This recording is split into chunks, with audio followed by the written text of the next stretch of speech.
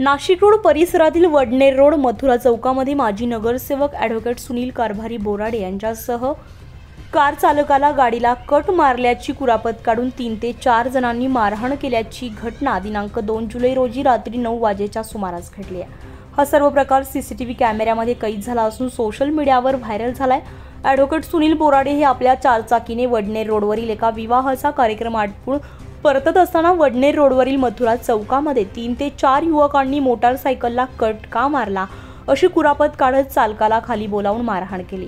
बोराडे यांनी खाली उतरून समजावण्याचा प्रयत्न केला असता त्यांना सुद्धा मारहाण करण्यात आली आहे। या प्रकरणी उपनगर पोलीस ठाण्यामध्ये अज्ञात युवकांविरुद्ध तक्रार करण्यात आली आहे, तर सीसीटीव्ही कॅमेऱ्याच्या आधारे उपनगर पोलीस ठाण्याचे वरिष्ठ पोलीस निरीक्षक जितेंद्र सबकाळे आणि गुन्हे शोध पथकाचे कर्मचारी पुढील तपास करत आहेत।